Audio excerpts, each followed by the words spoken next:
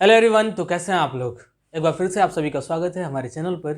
काफ़ी दिनों के बाद मैं फिर से बैक किया हूं, क्योंकि एग्जामिनेशन का दौर चल रहा है और इसमें काफ़ी बिजी होने के कारण मैं आप लोगों को वीडियो प्रोवाइड नहीं कर पा रहा था। इसके लिए माफ़ी चाहते हैं।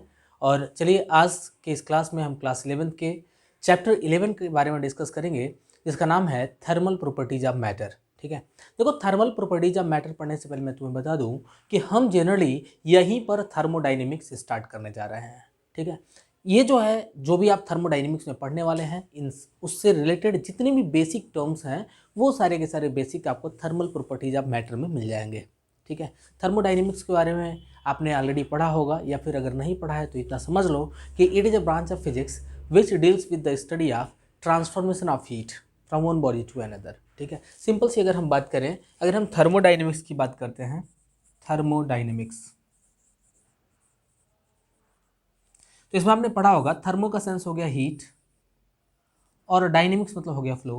यानी कि जनरली जब हम ट्रांसफॉर्मेशन ऑफ हीट के बारे में पढ़ते हैं तो हम उस ब्रांच ऑफ फिजिक्स को थर्मोडाइनेमिक्स कहते हैं।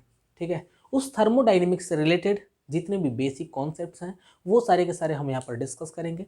तो आज के इस वीडियो में हम डिस्कस करेंगे, सबसे पहला तो हीट के बारे में डिस्कशन करेंगे, दूसरा caloric theory of heat, third one is dynamic theory of heat, next one is joule mechanical equivalence of heat, और हमारा लास्ट टॉपिक आज का होगा टेम्परेचर।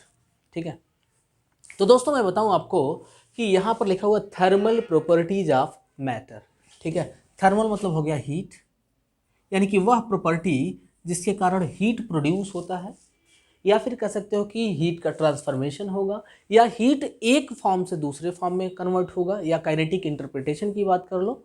ठीक है, या फिर टेम्परेचर की बात कर लो, टेम्परेचर एक स्केल के जरिए कह सकते हो एक स्केल से दूसरे स्केल में ट्रांसफ़र कैसे होता है, या फिर हम कन्वर्जन कैसे करते हैं टेम्परेचर का from one scale to another. ठीक है, ये सारी बेसिक चीज़ें हम यहाँ पर पढ़ेंगे। तो अगर हम बात करें हीट का, हीट देखो हीट क्या है, heat is a form of energy. Heat is a form of energy which gives the sensation of hotness और coldness। ठीक है, हीट वह फॉर्म ऑफ एनर्जी है जिसके हेल्प से हम ये सेंसेशन कर पाते हैं कि कोई बॉडी कितनी हॉट है या फिर कितनी कोल्ड है। ठीक है, यानी कि हीट के ही जरिए हम पता कर पाते हैं कि कोई बॉडी कितनी हॉट है या फिर कितनी कोल्ड है। ठीक है, तो एक सिंपल सा डेफिनेशन आपने समझ लिया हीट का, कि हीट वह फॉर्म ऑफ एनर्जी है जिसके हेल्प से हम ये सेंसेशन कर पाते हैं कि कोई वस्तु कितनी गर्म है या फिर कितनी ठंडी है। ठीक है, नेक्स्ट देखिए, नेक्स्ट क्या है, कैलोरिक थ्योरी ऑफ हीट। ठीक है, caloric theory of heat generally calorie ने दिया था, और इस कैलोरिक थ्योरी ऑफ हीट में हमें पढ़ना है। देखो ये क्या कहता है, ये जनरली एक लॉ है, कैलोरिक लॉ भी इसको बोलते हैं, या फिर कैलोरिक थ्योरी ऑफ हीट बोलते हैं। ठीक है, तो कैलोरिक थ्योरी ऑफ हीट देखिए क्या कहता है कि हीट इज एन ऐसे कह सकते हो, heat is a fluid, heat is a fluid which transform from one body to another, या ऐसे कह सकते हो from hotter body to colder body in the form of caloric. ठीक है, हीट देखो हीट क्या है, हीट एक फ्लूइड है, हीट सिंपली क्या है, एक फ्लूइड है जो एक हॉटर बॉडी से कोल्डर बॉडी में ट्रांसफर होता है इन द फॉर्म ऑफ कैलोरिक। ठीक है, इसके स्मॉलर वैल्यू को कैलोरिक कहा गया है, कैलोरिक, सॉरी इसको कैलोरिक। ठीक है, तो अभी फिर से मैं बताता हूँ कि हीट एक फ्लूइड है जो हमेशा हॉटर बॉडी से कोल्डर बॉडी में ट्रांसफर होता है इन द फॉर्म ऑफ कैलोरिक। ठीक है, ये है हमारा कैलोरिक थ्योरी ऑफ हीट। ठीक है, देखो जनरली हीट का एसआई यूनिट क्या होता है बच्चों, SI unit of heat, SI unit of heat is joule.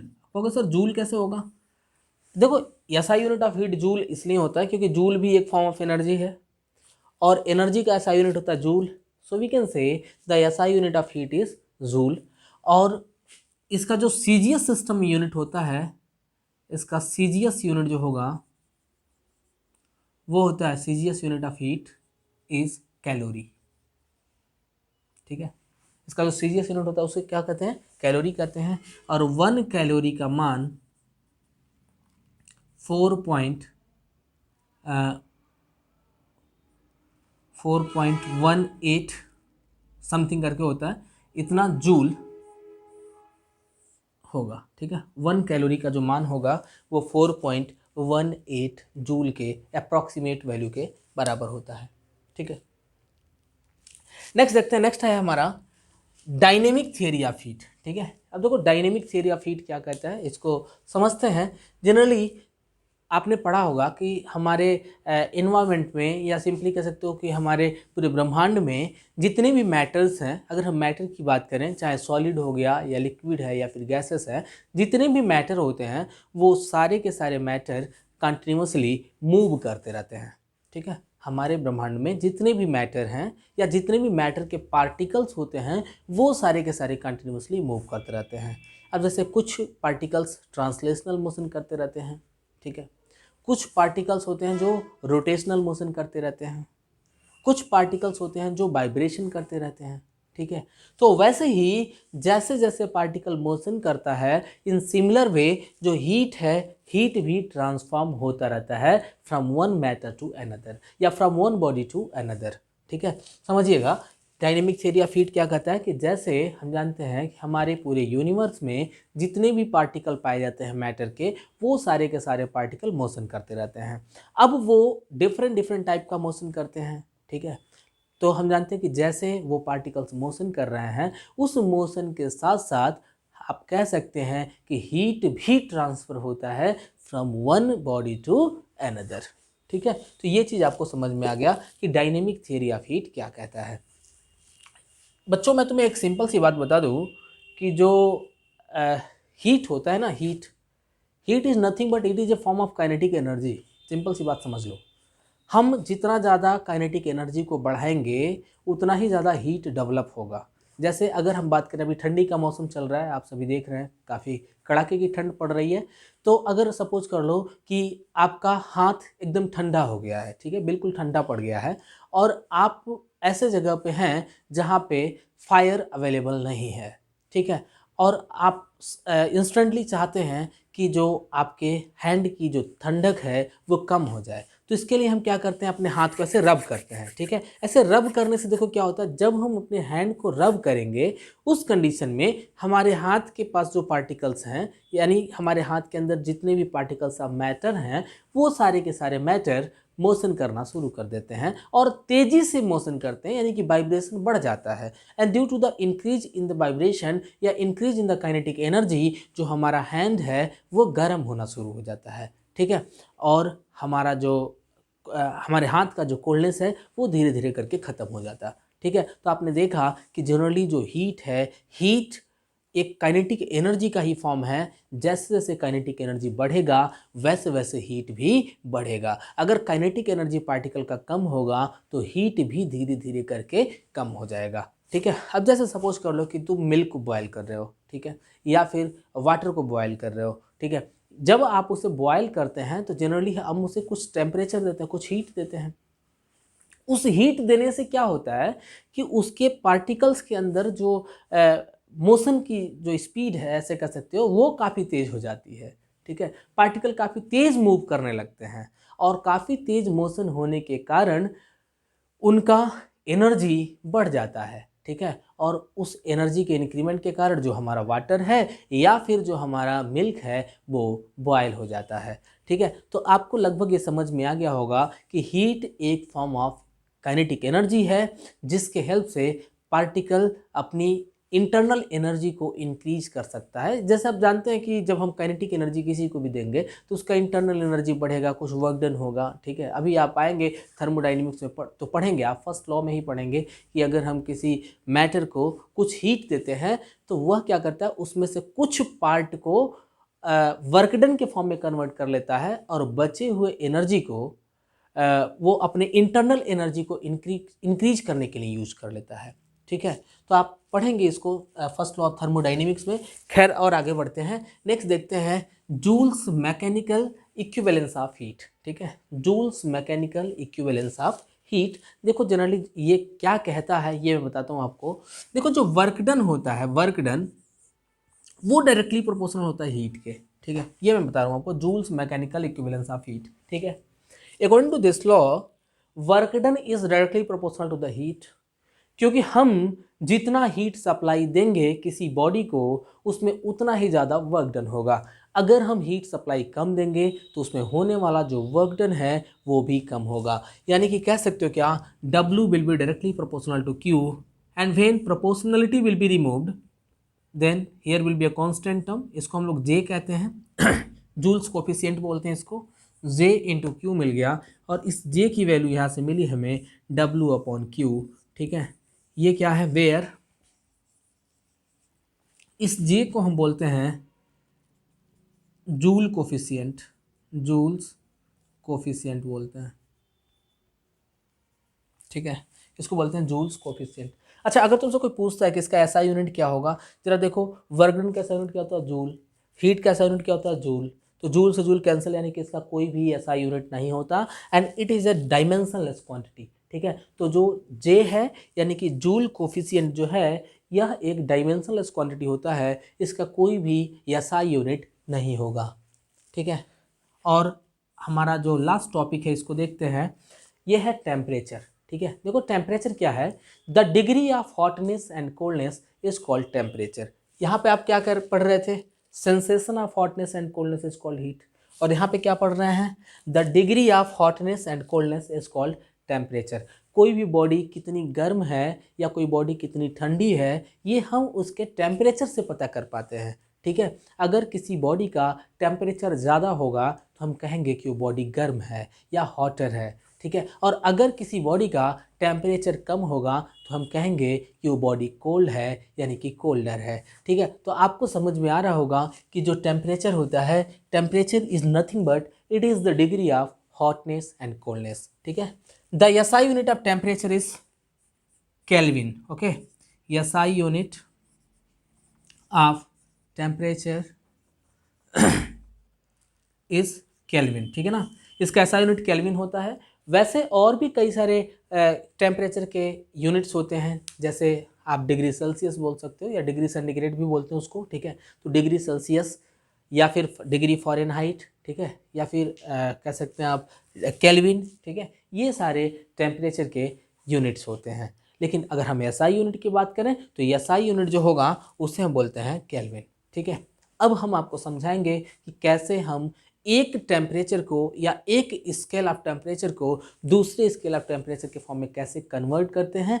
Just आप अगर चाहे कुछ लगे आपको नोट करना है तो नोट कर लें या फिर स्क्रीनशॉट ले लें, फिर मैं इसे इरेज करके आगे बढ़ता हूं और आपको कन्वर्जन बताता हूं कि एक फॉर्म से दूसरे फॉर्म में टेम्परेचर को, या ऐसे कह सकते हो एक स्केल के फॉर्म से दूसरे स्केल के फॉर्म में किसी टेम्परेचर को कैसे कन्वर्ट करते हैं। ठीक है, तो जल्दी से वीडियो को पॉज करके आप स्क्रीनशॉट ले लो, फिर हम आगे बढ़ते हैं।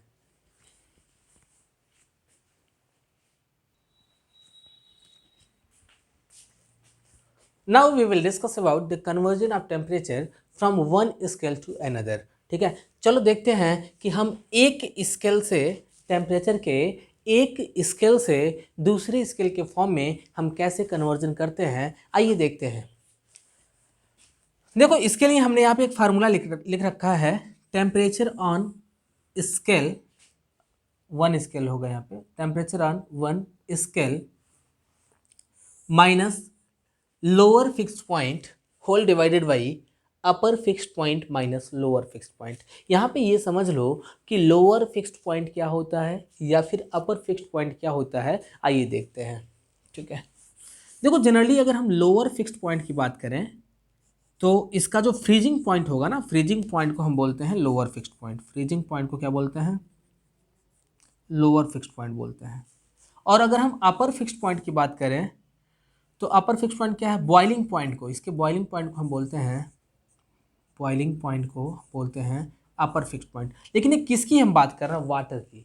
ठीक है, वाटर के फ्रीजिंग पॉइंट को हम बोलेंगे लोअर फिक्स्ड पॉइंट और इसके बॉइलिंग पॉइंट को हम बोलेंगे अपर फिक्स्ड पॉइंट। जैसे हम कोई भी एक मैटर ले सकते हैं, उसके हेल्प से हम समझ सकते हैं कन्वर्जन को। लेकिन ध्यान ये रखना है आपको कि चाहे कोई भी मैटर लेना, अगर वाटर ले रहे हो, वाटर को कंसिडरेशन में लेते हैं तो सभी जितने भी स्केल आप ले रहे हैं सारे स्केल वाटर के रिस्पेक्ट में ही लेना होगा। अगर ऑयल ले रहे हो तो जितने भी स्केल हैं सभी स्केल को ऑयल के ही रिस्पेक्ट में लेना है। तो इस चीज़ों पे ध्यान रखिएगा। खैर, अभी अगर हम बात करें सेल्सियस का, तो हम जानते हैं कि इसका जो फ्रीजिंग पॉइंट होता है वो होता है 0 डिग्री सेल्सियस, और जो बॉइलिंग पॉइंट होता है वो होता है 100 डिग्री सेल्सियस, ठीक है। और अगर हम बात करते हैं डिग्री फ़ारेनहाइट की, तो जो डिग्री फ़ारेनहाइट है, इफ़ इसका फ्रीजिंग पॉइंट अगर डिग्री फ़ारेनहाइट में लिखते हैं तो 32 डिग्री फ़ारेनहाइट होता है, ठीक है। और इसका जो बॉइलिंग पॉइंट होता है वो होगा 212 डिग्री फ़ारेनहाइट होता है, ठीक है। सपोज कर लो कि किसी एक वैल्यू पे, मान लेते हैं किसी एक पॉइंट पर अगर हम डिग्री सेल्सियस में मेज़र करते हैं तो इसका टेम्परेचर TC आ रहा है, तो डिग्री फ़ारेनहाइट में इसका टेम्परेचर क्या होगा, ये चीज़ अगर मान लो आपको पता करना हो तो कैसे पता करेंगे। तो भी हमने बताया इसके लिए फार्मूला होता है टेम्परेचर ऑन 1 स्केल। तो पहले स्केल पे जो टेम्परेचर है इसको हमने TF लिखा हुआ है, ठीक है, माइनस लोअर फिक्स पॉइंट। अब देखना जरा, अगर डिग्री फ़ारेनहाइट की बात करें तो इसका लोअर फिक्स पॉइंट कितना है, 32 डिग्री फ़ारेनहाइट है, तो यहाँ पे लिखते हैं 32 degree Fahrenheit whole divided by इसका अपर फिक्स पॉइंट कितना होता है 212, तो 212 डिग्री फ़ारेनहाइट हो गया। चलो इसको बाद में लिखेंगे डिग्री फ़ारेनहाइट, हाँ, माइनस इसका लोअर फिक्स पॉइंट कितना है 32 इज इक्वल्स टू। अब देखो अगर हम डिग्री सेल्सियस की बात करते हैं तो यहाँ पे टेम्परेचर इन सेल्सियस माइनस इसका lower fix point 0, upper fix point 100 minus lower fix point 0, ठीक है। तो यहाँ पर देखिए मिलेगा आपको TF minus 32 whole divided by इसको यदि आप माइनस करते हो तो मिलेगा 180 is equals to TC upon 100, ठीक है। अब देखिए यहाँ पर 0 से 0 कैंसिल हो जाएगा,